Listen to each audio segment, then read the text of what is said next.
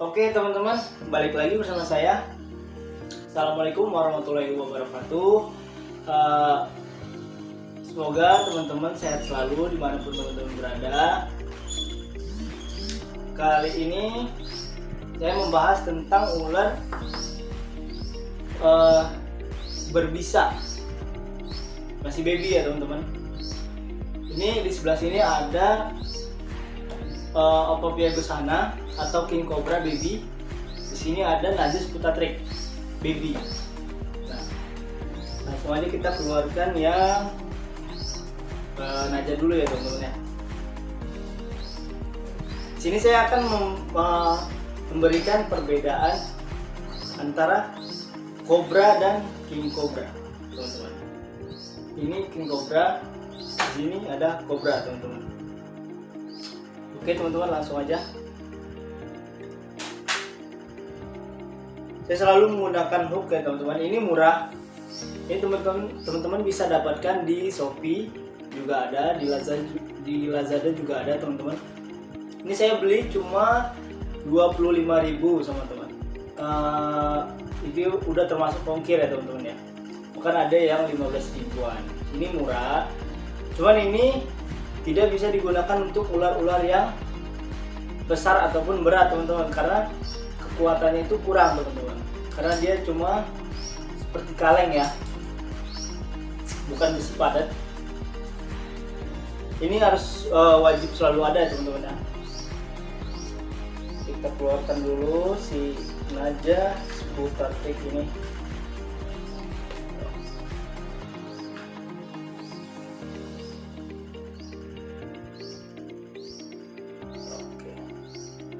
Ini dia.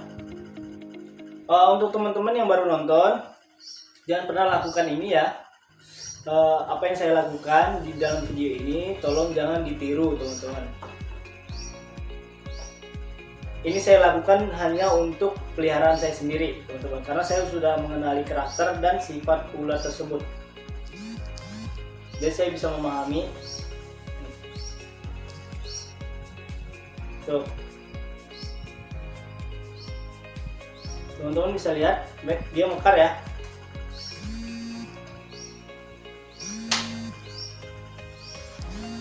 Tuh. Ini adalah kobra Jawa, teman-teman. Ini kobra Jawa. Mereka mempunyai kelebihan bisa menyemburkan bisa, teman-teman, yang tidak bisa dimiliki oleh ular king cobra. Bentuk dari motif dan warnanya seperti ini teman-teman, bisa lihat. Kobra Jawa itu berbentuk warna hitam seperti ini ya teman-teman. Terkadang suka ada sedikit motif di bagian leher sininya, di bagian tedungnya itu sedikit ada bentuk motif membentuk huruf V teman-teman, atau U ya. Ini udah sedikit samar-samar ya. Kemarin ada, semakin dewasa dia semakin berkurang corak warnanya teman-teman, yang di bagian leher. Ini adalah kobra Jawa. Dia memiliki warna hitam polos teman-teman. Dia memiliki warna hitam polos.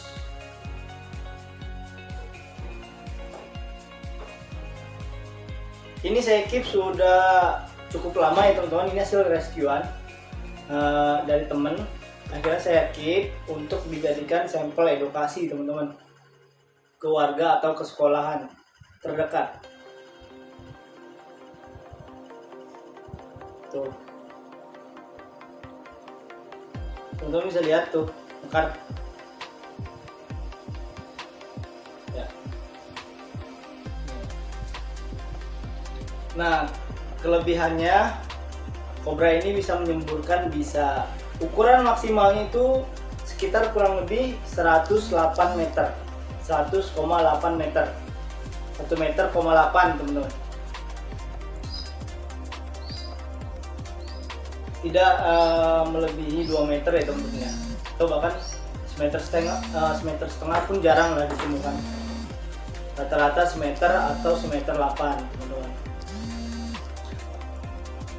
Berbeda dengan ukuran baby atau king cobra teman-teman. Oke, kita masukkan dulu sebentar. Kita keluarkan yang baby king cobranya. Kita masukkan.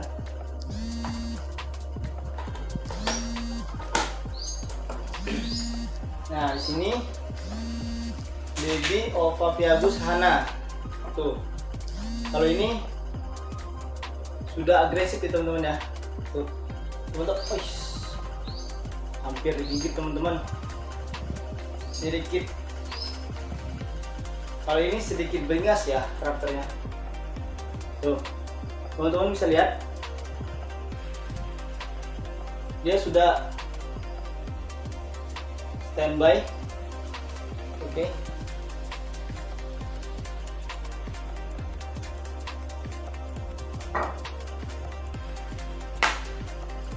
Tuh, teman-teman bisa lihat sendiri karakternya, karakter baby si king dan si cobra berbeda ya teman-teman ya. Nih, saya sedikit waspada ya. Tuh. Tuh. Aduh, sorry, bentar teman-teman. Wish, tuh karakter dari baby si king cobra ini teman-teman. Teman-teman bisa lihat sendiri betapa agresifnya.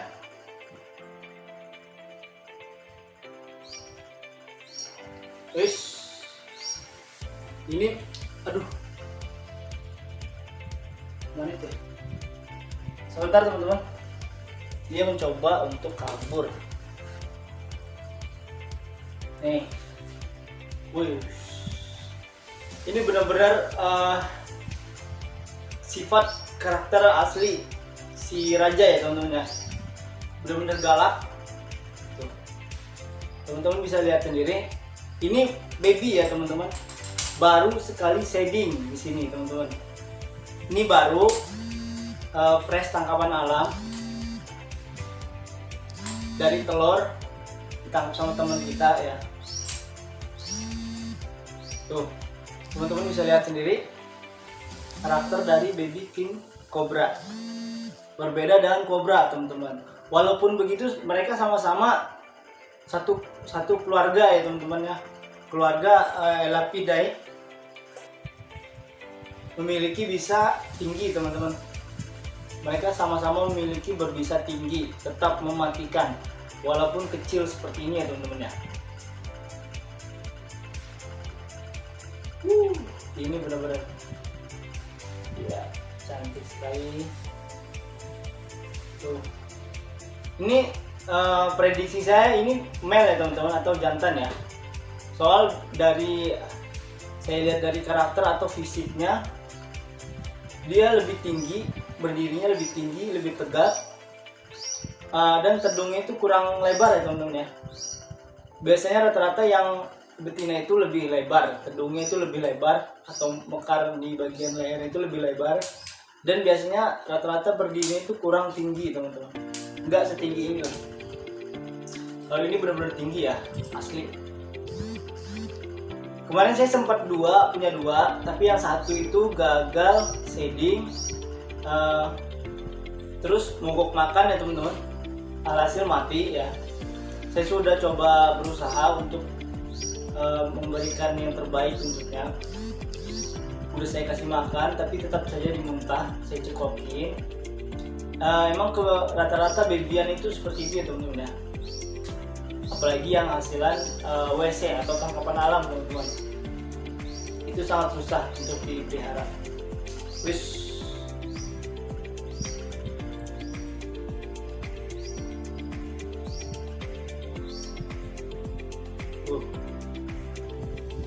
ini benar-benar benar-benar galak teman-teman. Kemarin sempet nggak terlalu begini ya teman-teman, saya juga kurang tahu ya, mungkin karena keadaannya masih shading. Jadi rata-rata ular itu kan pas waktu shading dia sama mata-matanya pun ikut berganti kulit ya teman-teman ya. Kulit matanya itu pun ikut terganti ya teman-teman. Jadi matanya itu akan merabun teman-teman, atau samar-samar ke buram-buraman gitu teman-teman, seperti lagi apa ya, seperti mata yang buta gitu teman-teman, abu-abu warnanya, samar, enggak secerah ular yang biasanya teman-teman. Itu ciri-ciri ular yang mau shedding teman-teman biasanya.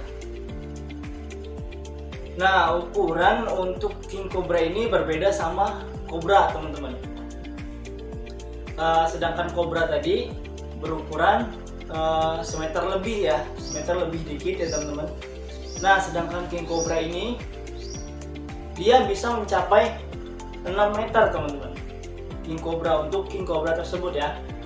Kalau kobra itu semeter lebih sedikit, sedangkan king cobra ini bisa mencapai 6 meter teman-teman. Itu biasanya yang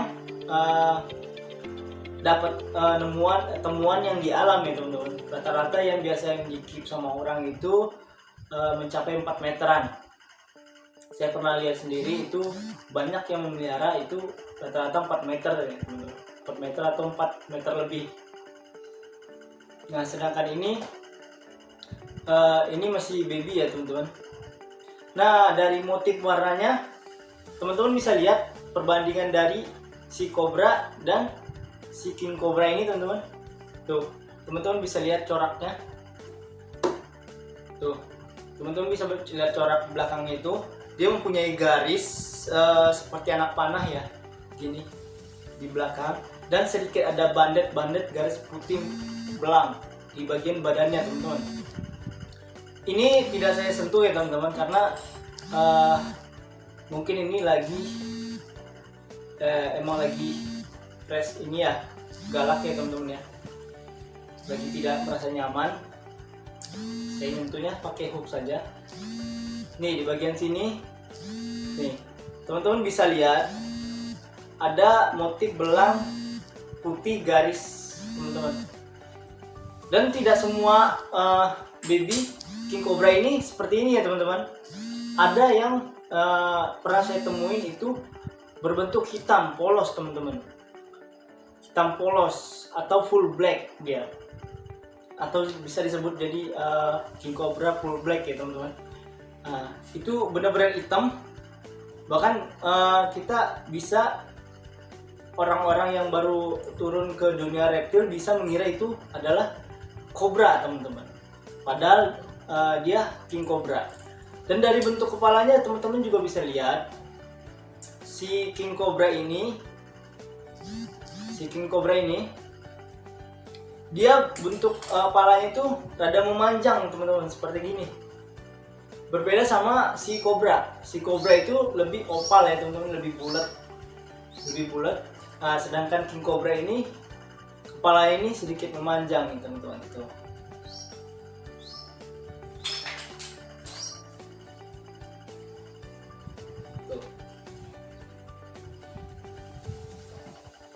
Dia selalu standby ya teman-teman ya. Ini sudah memasang posisi untuk siap menyerang teman-teman.